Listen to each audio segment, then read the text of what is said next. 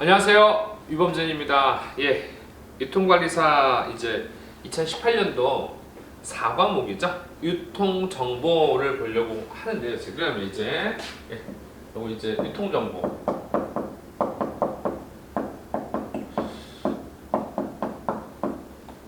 요걸 이제 보려고 하는데 71번이죠? 같이 보겠습니다. 글상자 안에 들어갈 용어로 옳은 것은 이라고 했는데 제약조건이론 TOC 나왔습니다. 제약조건이라고 하는 거는 정리 한번 간단히 하고 들어갈게요. 제약조건이라고 하는 거는 이런 겁니다. 제약조건 TOC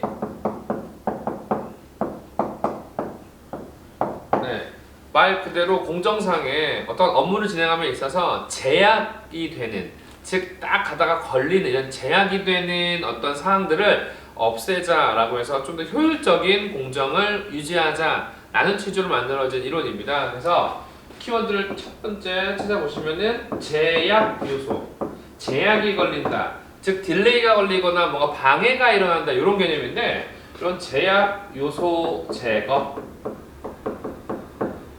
그럼 결국 뭐예요? 생산 효율성 향상이라는 겁니다. 생산 효율성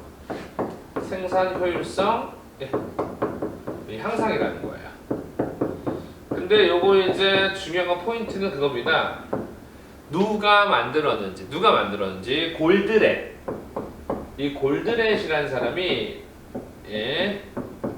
말 그대로 만들었다는 겁니다. 창시했다는 겁니다. 사실 우리 다른 물류관리사 시험 같은 경우는 이렇게 이제 골드렛이라는 거 키워드로 나와서 TOC를 맞추는 문제도 나왔었습니다. 이런 거 간단히 정리해 주시고요. 바로 문제 들어가겠습니다. 제약 조건 이론 중에서 이것은 이라고 나왔죠. 밑줄 부탁드릴게요. 전체 공정의, 즉 공정의 종속성과 변동성을 관리, 밑줄이세요. 종속성과 변동성을 관리, 이것만 체크를 하신 다음에 다음 줄에 끝에 줄에 전체 공정 중 읽어주시고, 다음 줄에 가장 약한 것을 찾아 능력 제한자를 두고 밑줄입니다. 최대한 100% 가동할 수 있도록 밑줄입니다. 종속성과 변동성을 관리하고 100% 가동, 말 그대로 제약 이론을 유지하는 핵심이라는 겁니다. 말 그대로 이 두 가지죠. 두 가지 다시 시험에 있는 내용을 풀어 쓴다면은 말 그대로 종속성 그리고 종속성과 변동성 관리, 변동성 관리 이렇게 정리하실게요. 종속성과 변동성을 관리하고요. 효율성 100%, 효율성 100%, 효율성 100%, 효율성 100% 가동입니다. 요 두 가지 키워드, 바로 이게 무엇이냐라고 정답은요 1번 DBR이 되는 거예요. DBR, DBR이 되는 거. DBR, 요거 정리해 드릴게요. 그래서 제약 조건은 골드렛이라는 사람이 창시했고요. 제약 조건을 만든 이유가 어떠한 생산 공정에서 제약이 되는 요소 때문에 생산 공정 자체가 효율성을 100% 발휘하지 못한다라는 거예요. 대표적으로 이제 제약 조건, 다른 말로 병목 공정이라고도 하는데, 어떠한 그런 제약 요소를 제거해서 생산 효율성을 향상할 건데 이거의 토대로 문제를 적용해 보니까 종속성과 변동성을 관리한다. 종속성은요, 제가 늘 통제할 수 있는 제 컨트롤 안에 들어가 있는 성질들을 말하고요. 변동성은 제가 늘 가지고 있는 것에서 언제 변동, 언제 튈지도 모르는 그런 것들을 토탈적으로 제약 조건의 DBR을 통해서 관리한다는 겁니다. 그럼 DBR을 통해서 이런 종속성과 변동성들을 관리했다라고 한다면 효율성 100% 가동이 문제가 없다라는 거죠. 그런 느낌으로 가져가 주실게요. 이번에 JIT, 요거는 뭐죠? 이번에 JIT는요, 그렇죠. 요거 별개로 이번엔요, 적시 생산 시스템이죠.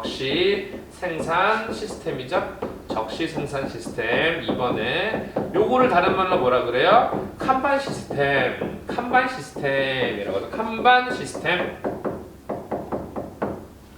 칸반 시스템이라고 하고요. 3번에 QR은요, 신속 대응 3번의 QR은 네, 신속 대응이라고 적어주시고요. 말 그대로 적어주세요. 의류 산업의 SCM 기법이라고만 적어주세요. 의류 산업의 SCM 기법이라고만 적어주세요. 2번, 3번. 그 다음에 4번 조금 위에다 쓰겠습니다. 4번 6시그마, 6시그마. 4번에 우리 이제 6시그마, 6 시그마. 네, 간단히 불량률 통계 기법, 불량률 통계 기법이라고만 적어주셔서 말 그대로 불량률을 줄이고자 쓰는 어떤 불량률 잡는 기법인데, 요거 불량률을 통계도 내지만 불량률을 잡기도 합니다. 그래서 6시그마에서 생각하는 불량률을 이제 최소화하는 기법으로 100만 분의 3.4회, 불량률을 최대 100만 분의 3.4회로 줄이겠다, 이런 겁니다. 요거 이제 100만 분의 3.4회. 예, 100만 번 돌렸을 때 분량이 3.4회 나온다는 거. 5번의 ECR 조금 여기 가운데 지우고 쓸게요. 5번의 ECR 보시면은 네. 5번의 ECR 보시면은 5번 ECR도 역시나 5번의 ECR 먼저 세 가지로 줄일 수가 있겠습니다. 효율적 소비자 대응이라고 일단 제목을 적어주세요. 효율적 소비자 대응이라고 적어주시고요. 맨 처음에 이것도 하나의 식품업계 SCM 기법이었어요. 시작은 식품업계의 SCM 기법. 네. 이 문제 보시면서 SCM이 뭐지? 라고 왜 자꾸 SCM 나오지 하는데, 지금은 아니지만 SCM과 관련된 문제가 있으면 그때 한 번 더 정리를 하겠습니다. 식품업계 SCM 기법인데 워낙 이 시장이 커지다 보니까 굉장히 발전됐습니다. 그래서 마지막에 적었어요. 현재는 포스 시스템 도입으로 전체 산업의 확대, 이겁니다. 전체 산업의 확대입니다. 이렇게만 가져가실게요. 조금 요거 이제 좀 복잡하게 보일 수도 있는데, 조금 잘라보면은 이렇게 해가지고 정리를 좀 해주세요. 정리를 좀 해주세요. 이렇게. 영상을 멈추고도 봐주시는 것도 좋습니다. 네. 좋습니다. 네, 요거 이제 그렇게 해서 이제 71번은 문제도 확인했고요. 5가지 지문도 다 그러니까 보기도 확인했습니다. 네. 되시는 분들은 멈춰주시고 좀 이제 작성해 주시고요. 지우겠습니다. 72번 보시겠습니다. 네. 어려운 문제는 아니었어요. 근데 중요한 거는 1번 말고 다른 2, 3, 4, 5번의 개념을 확실히 가져가시는 게 매우 중요합니다. 보겠습니다. 72번 데이터베이스 구축과 관련된 용어에 대한 설명 옳지 않은 것은 별표 좀 3개 부탁드리고요. 요 문제 같은 경우는 있는 그대로 해서 조금 붙을 게 있고, 있는 그대로만 정리를 해주신다면은 다음 회차에 나오는 문제도 크게 어려움이 없을 겁니다. 먼저 1번 보겠습니다. 먼저 RDB가 뭔지를 가져가야겠네요. 우리 먼저 이렇게 좀 보셔야 될 것 같은데, 먼저 데이터베이스라는 게 있어요. 데이터베이스라는 게 있는데, 데이터베이스는 두 가지로 구분이 됩니다. 관계형 데이터베이스가 있고요. 그 다음에 관계를 갖지 않는 비관계형이 있습니다. 비관계형 데이터가 있습니다. 근데 관계형 데이터를 relationship 데이터베이스라고 해서 relationship 데이터베이스라고 해서 RDB라고 합니다. RDB라고 하고요. 그 다음에 not only라고 해서 not only 관계를 갖지 않는다 해서 NoSQL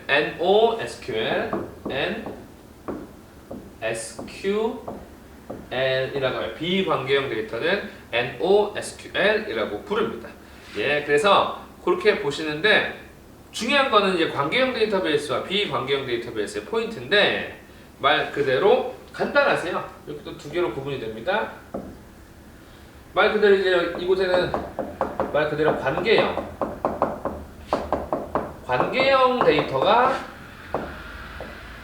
데이터가 저장이 되겠죠. 그리고 여기 쓰입니다. 스키마라는 거죠. 스키마. 예.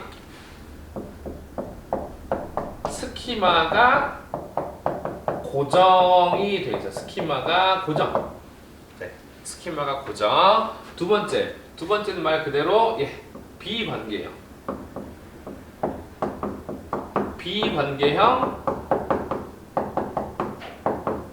비관계형 데이터가 저장이 되겠죠. 그리고 포인트 스키마가 불필요 이렇게만 적어주세요. 불필요. 즉 여기 스키마가 고정이라는 거는 스키마가 필요하다는 겁니다. 네. 기본적으로 이렇게 일단 정리가 되셔야 됩니다. 물론 이 이상으로는 안 갈 거예요. 딱 이 정도만 되세요. 근데 여기서 잠깐 스키마가 무엇이냐? 스키마가 착한이 무엇이냐고 이제 보여지실 텐데 스키마가 뭔지 잠깐 보고 좀 갈게요. 먼저 스키마가 뭔지 말 그대로 스키마라는 거는 RDB 관계형 데이터에서 관계형 데이터베이스를 매핑할 수 있는 정의라고 합니다. 스키마란 관계형 데이터베이스 RDB의 정보를 쉽게 설명해 정보를 즉 쫙 훑어보는 매핑하는 도구라고만 정리해 주세요. 네. 굉장히 스키마란 내용은 어마어마하게 많습니다. 하지만 우리가 지금 어떤 컴퓨터 용어나 컴퓨터 일반에 대한 시험 보는 게 아니라 단순히 이 문제를 풀기 위해서 하는 거기 때문에 너무 기술적인 건 접근을 지양하겠습니다. 이겁니다.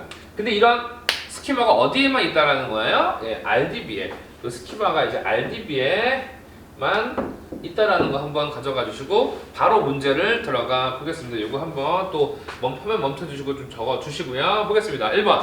RDB 관계형 데이터베이스를 저장하거나 수정하고 관리할 수 있게 해주는 데이터베이스 맞습니다. 그래서 관계형 데이터베이스를 저장, 수정 관리 맞고요. 2번입니다. NoSQL, Not Only SQL 약자고요. 비관계형 데이터 저장소 밑줄입니다. 그래서 기존의 전통적인 방식의 관계형 데이터베이스와는 다르게 밑줄입니다. 설계됐다. 즉 RDB와 NoSQL은 다르다는 거 기억해 주시고요. 3번입니다. RDB 테이블 스키마가 고정되어 있지 않아 밑줄입니다. 테이블 스키마 스키마 밑줄이고요. 고정되어 있지 않아 아시겠지만 RDB는요 여기서 보시다시피 스키마가 고정이 되어 있습니다. 그리고 스키마가 필요하게 되어 있어요. 필요하게 되어 있습니다. 예. 그 다음에 이제 4번에 NoSQL 그러니까 3번 틀렸죠? 스키마가 고정되어 있지 아니고요. 스키마가 고정되어 있어 라고 하는 겁니다. 4번에 NoSQL 테이블 간 조인 연산을 지원하지 않음. 5번도 한번 읽어봐 주시고요. 정답은 3번이 틀린 겁니다. 네, 좋습니다. 73번 보겠습니다. 이거 한번 정리를 해주시고요. 73번을 좀 보겠습니다. 예. 굉장히 우리 이제 유통 파트에서 특히 4과목 유통 정보에서 많이 나올 수 있는 건데 같이 보겠습니다. 네. 그 다음에 이제 디지털 경제 시대 밑줄입니다. 디지털 경제 시대 밑줄 거기에 나타나는 특징으로 옳지 않은 것은 먼저 우리 경제 시대인데요. 우리 이렇게 한번 비교해 봐야 될 것 같아요. 경제 시대라고 해서 경제 시대라고 하는데 이거는 두 가지로 구분이 됐어요. 첫 번째는 디지털 경제 시대 그리고 얘를 이제 어떤 현재라고 본다면은 현재가 있으면은 과거가 있겠죠. 과거는 전통적 경제 시대 전통적이라는 겁니다. 네, 그래서 이걸로 간단히 요약하자면은 디지털 경제 시대는 이러했어요. 투입 대비 산출량이 자꾸 늘어났습니다. 투입을 한 다음에 처음에 10을 투입하고 그 다음에 추가로 투입하는 양들을 줄여도 산출되는 것들은 굉장히 늘어났다라는 겁니다. 경제적으로 굉장히 조금 투자하고 많이 가져가는 거. 하지만 과거에는 투자하면 투자를 할수록 자꾸 제가 산출되는 것들이 줄었다라는 거예요. 즉 공통적인 건 뭐냐면은 투입 대비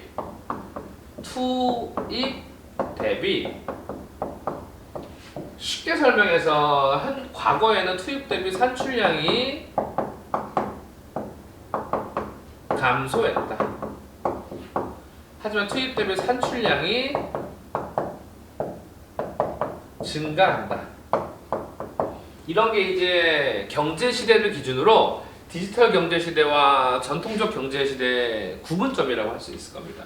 그렇다라고 하면 다시 내려와서 정리하자면은 그런 디지털 경제 시대의 이러한 투입 대비 증가하는 법칙, 전통적 경제 시대의 투입 대비 감소하는 법칙의 제목이 있다라는 거예요. 그래서 보시면 첫 번째 번호를 매길게요. 1번과 2번 번호를 매기고요. 디지털 시대, 요 디지털 시대에 그다음에 여기 전통적 시대.